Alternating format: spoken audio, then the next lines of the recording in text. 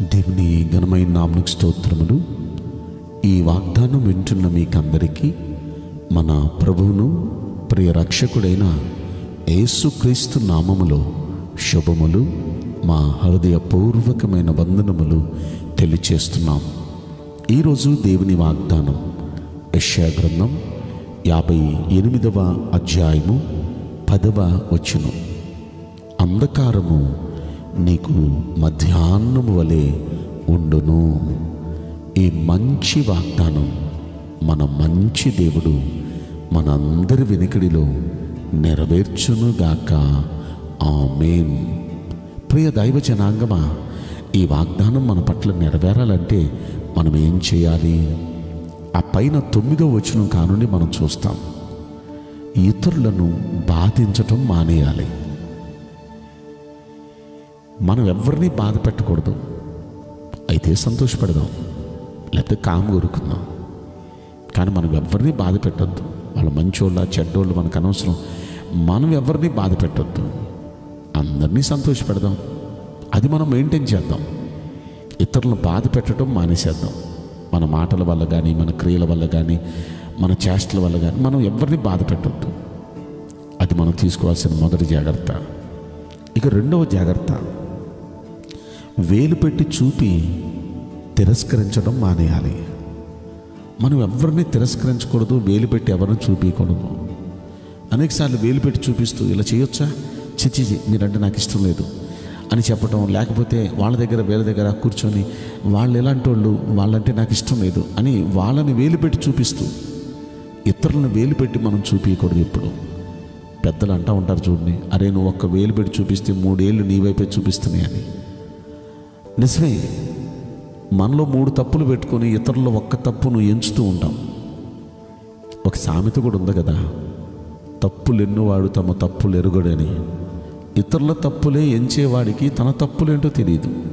యేసయ్య కూడా మత్తయి సువార్తలు అంటారు, నీ కంటిలో దూలం ఉంది, ఈ దూలం కంట్లో పెట్టుకుని ఎదటి వ్యక్తి కంటిలో ఉన్న నలుసును చూస్తున్నాను, ముందు నీ కంట్లో దూలం తీసుకో అన్నారు ఆయన.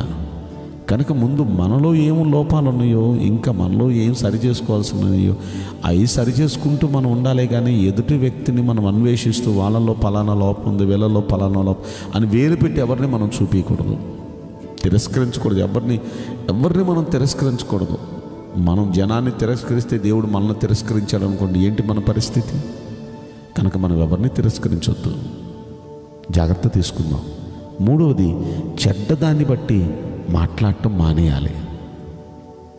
పలానా వ్యక్తి నిజంగా చెడు చేస్తున్నాడు, లేక పలానా ఒక చెడ్డ అమ్మాయి, చెడ్డ అబ్బాయి, లేకపోతే ఒక పలానా గ్రామం చెడ్డది, లేకపోతే పలానా ఏదో ఒక చెడ్డది అని మనకు తెలుసు. నలుగురు మనం కూర్చున్నప్పుడు, లేకపోతే ఇద్దరు మనం కూర్చున్నప్పుడు ఆ చెడ్డదాని గురించి, ఆ చెడ్డోళ్ళ గురించి మనం మాట్లాడొద్దు.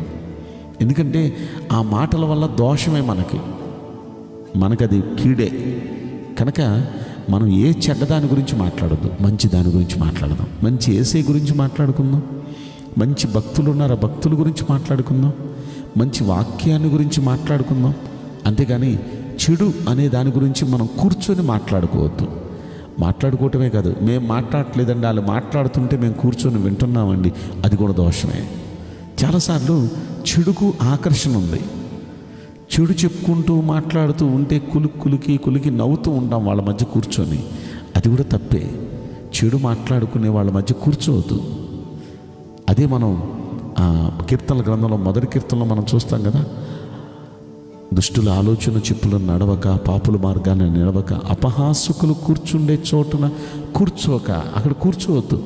అపహాసకులు అంటే ఇక వాళ్ళ గురించి వీళ్ళ గురించి కామెంట్స్ చేసుకుంటూ నవ్వుకుంటూ ఉంటారే, చెడు గురించి మాట్లాడుకుంటూ, అలాంటి వాళ్ళ దగ్గర మనం కూర్చోకూడదు. మంచి మాట్లాడుకునే వాళ్ళ దగ్గర కూర్చోవాలి. మనకు మంచి అబ్బిద్ది. లేదా అసలు యేసయ్య సన్నిధిలో కూర్చుంటే ఇంకెంత బాగుంటుందో మనకి. కనుక మనం చెడ్డదాన్ని బట్టి మాట్లాడొద్దు, జాగ్రత్త తీసుకుందాం. ఆ తర్వాత అంటాడు, ఆశించిన దానిని ఆకలి గునిన వానికి ఇవ్వాలి.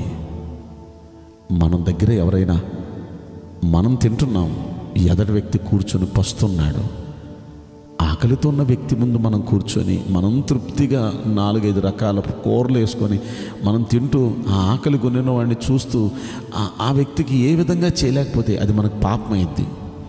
అలా కాకుండా మనకున్న దానిలోనే కొంచెం పెడదాం, మనకున్న దానిలోనే కొంచెం పెట్టి అతన్ని తృప్తిపరిస్తే, మనకున్న దానిలో మనం తృప్తిగా తింటే అది మనకు ఆరోగ్యం, అది మనకు ఆశీర్వాదం. కనుక ఆకలి కొనిన వాడిని తృప్తిపరచాలి. అంత మాత్రమే కాదు, మనం కూరగాయలు కొన్నా, లేకపోతే ఏదైనా పళ్ళు కొన్నా, లేకపోతే ఎక్కడికైనా మనం ఆటో మీద లేకపోతే సంథింగ్ ప్రయాణంలో మనం వెళ్ళినప్పుడు కానీ వాళ్ళు ఆశించింది, వాళ్ళు ఆకలితో ఉన్నారు, బాధలో ఉన్నారు, వాళ్ళు మన దగ్గరికి తీసుకొని వచ్చారు, వాటిని మనకు సర్వీస్ చేస్తున్నారు. మన దగ్గర ఏ పని చేసినా సరే, ఏ సర్వీస్ చేసినా సరే, ఆ పని చేసే వాళ్ళకి వాళ్ళు ఆశించారు, ఆశించిన దాన్ని వాళ్ళకి మనం ఇవ్వటం అది మన కర్తవ్యం. అలా ఇస్తే వాళ్ళు తృప్తిగా వెళ్తారు, అది మనకు ఆశీర్వాదం అయింది. ఆ కింద ఇంకా స్పష్టంగా అంటాడు చూడండి, శ్రమ పడిన వానిని తృప్తిపరిచిన ఎడలా. అంటే మన దగ్గర శ్రమ పడ్డారు, ఏదో పని చేయించుకుంటాం, అది ఇంటి పని కానీ వంట పని కానీ మరి ఏ పనైనా కానీ మన దగ్గర శ్రమ పడిన వాడిని మనం తృప్తిపరిచి పంపించాలి. వాళ్ళకి ఎంతైతే ఇస్తామన్నామో అది ఇవ్వాలి. అవసరమైతే దానికి ఇంకేదైనా కొంచెం కలిపితే వాళ్ళు సంతోషంగా వెళ్తారు. అంతేగాని వాళ్ళకి ఇస్తామని మాట ఇచ్చిన దానిలోనే కొంత కట్ చేసి మనం ఇచ్చామనుకోండి, దుఃఖంగా వెళ్తారు, మన దగ్గర నుండి బాధపడుతూ వెళ్తారు, మనల్ని ఏం అనలేరు, బాధపడుతూ వెళ్తారు, అది మనకు శాపమైంది. కనుక మన దగ్గర ఎవరు ఏది శ్రమపడినా, ఏది కష్టపడినా, ఏ పని చేసినా వాళ్ళని తృప్తిపరిచి పంపించాలి, వాళ్ళు సంతోషంగా వెళ్ళాలి మన దగ్గర నుండి. అది మన ఇంటికి, మన ఒంటికి ఆశీర్వాదం అయింది. ఇలా మనం చేస్తే ఆ కింద అంటున్నాడు, చీకటిలో మీ వెలుగు ప్రకాశిస్తుంది. ఒకవేళ చీకటి ఉన్నా ఆ చీకటిలో కూడా మీకు వెలుగు ప్రకాశిస్తుంది ఈ పనులు చేస్తే. అంధకారంలో ఉన్నా సరే, అంధకారం అంటే చీకటిని మించిపోయిందనమాట, భయంకరమైన కట్టిక చీకటి, చిమ్మ చీకటి అంటారు చూడండి, దాన్నే అంధకారం అంటారు. అలాంటి అంధకారం ఒకవేళ నేను అలుముకున్నా అక్కడ కూడా మధ్యాహ్నపు వెలుగు వలె ఉంటుంది నీకు.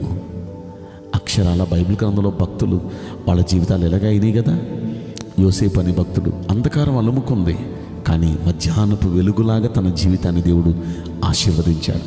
దావీదు జీవితాన్ని కూడా అంధకారం అలుముకుంది, కానీ ఆ అంధకారంలోనే దావీదును దేవుడు హెచ్చించి దేశానికి రాజుగా ఎలా హెచ్చించాడండి. యోసేపును రాజుగా ఎలా హెచ్చించాడు.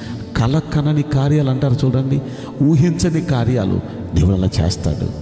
అయితే మనం ఒక రాజులు రాణులు మనం కాకపోవచ్చు, కానీ మన దేవుడు మన జీవితంలో కూడా ఒకవేళ చీకటి కమ్మినా, ఒకవేళ అంధకారం అలుముకున్న, ఆ అంధకారంలో ఉన్న మనకు తప్పక మధ్యాహ్నం లాంటి వెలుగును, మధ్యాహ్నం లాంటి బానిసగా వెళ్ళినోడు ఆ దేశానికి రాజు అవటం అంటే ఇది కాదా మధ్యాహ్నపు వెలుగు అంటే? బానిసగా ఉన్నవాడు స్వేచ్ఛగా జీవించే పరిస్థితులకు రావటం అంటే మామూలు సంగతి, కామన్ సంగతి. అది ఆనందమే, అది కామన్. కానీ దేశానికి రాజు అవటం అంటే అంతకన్నా గొప్ప సంగతికి ఏది లేదు. అంత స్థాయికి అదే మధ్యాహ్నపు వెలుగులాగా మార్చేస్తాడు. మన జీవితంలో కూడా అలా ఊహించని గొప్ప కార్యాలు, ఆశ్చర్యపోయే అంత గొప్ప కార్యాలు దేవుడు మన జీవితంలో చేస్తాడు. అలా చేయాలంటే ఈ జాగ్రత్తలు మనం ఎందుకు తీసుకోకూడదు? మనం ఎవరిని బాధ పెట్టొద్దండి, వేలు పెట్టి చూపించి ఎవరిని తిరస్కరించొద్దండి. మనం ఏ పాటి వాళ్ళు చెడ్డదాని గురించి, చెడ్డోళ్ళ గురించి మనం మాట్లాడుకోవద్దండి, మానేసేద్దాం. మన దగ్గర ఆకలితో ఎవరైనా ఆకలితో ఆశించి ఉంటే వాళ్ళకి మనకున్న దానిలోనే తృప్తిపడతాం. ఎవరి దగ్గర ఎవరైనా శ్రమ పడ్డారు, కష్టపడ్డారు, ఆ కష్టపడిన ఆ జీతాన్ని ఏమైతే ఇస్తాం అనుకున్నాం ఆ జీతాన్ని ఇద్దాం. అవసరమైతే దానికి ఏదో కొంచెం కలిపి మనం ఇద్దాం, ఇంకా తృప్తిగా వెళ్తారు మన దగ్గర నుండి. ఇలాంటి మంచి పనులు మనం చేయటం వల్ల మన జీవితంలో మన అంధకారాన్ని మధ్యాహ్నం వల్లే మారుస్తాడు. కనుక దేవుడు వాగ్దానం వింటున్న మనందరి జీవితాల్లో అలాంటి కార్యాన్ని మన మంచి దేవుడు జరిగించునుగాక. ఆమేన్. నేను మీకోసం ప్రార్థన చేయబోతున్నాను. పరిశుద్ధుడా, ప్రేమగల యేసురాజా, మీ పరిశుద్ధ బంగారు పవిత్రమైన నామమునకు నిండు మనసుతో కోట్ల కొలదిగా స్తుతులు, స్తోత్రములు, వందనాలు చెల్లిస్తున్నాం. ఈ వాగ్దానం వింటున్న ప్రియుల జీవితంలో దయచేసి ఈ వాగ్దానం నెరవేర్చి కృప చూపించండి ప్రభువా. ప్రస్తుతం కొందరి జీవితాలు అంధకారంగా ఉన్నాయి. ఈ వాగ్దానం వింటున్న వారి జీవితాల్లో కొంతమంది ప్రభా ఎటు చూడలేక, ఎటు తేల్చుకోలేక, ఏమీ చేయలేక జీవితాలే చీకటై అంధకారమై మార్గాలు దిక్కు తెన్ను తెలియక వేదనతో ఉన్నారు. దయచేసి మధ్యాహ్నపు వెలుగు వలె వారి జీవితాన్ని మార్చండి. వారి జీవితాల్లో ప్రభా నూతన వెలుగులు, నూతన కాంతులు విరజిమ్మునట్లు అరుణోదయ నక్షత్రం వలె వారి జీవితాల్లో ఉదయించి అయ్యా వారి జీవితాన్ని మధ్యాహ్నపు తేజస్సు వలె మార్చండి. మీ పాదాలు పట్టి మీ దీనదాసునిగా నీ బిడ్డల పక్షాన బ్రతిమాలుకుంటున్నాను. ప్రతి వ్యక్తి జీవితాన్ని అలా తేజస్సుగా, మధ్యాహ్నపు తేజస్సుగా మార్చమని ఈ కొద్ది మనవులు నజరుడైన యేసుక్రీస్తు ప్రశస్తమైన నామములో మిక్కిలి వినయముతో ప్రార్థించి బ్రతిమలాడి వేడుకుంటున్నాం ప్రియ పరలోకపు తండ్రి. Amen. May God bless you all. Thank you.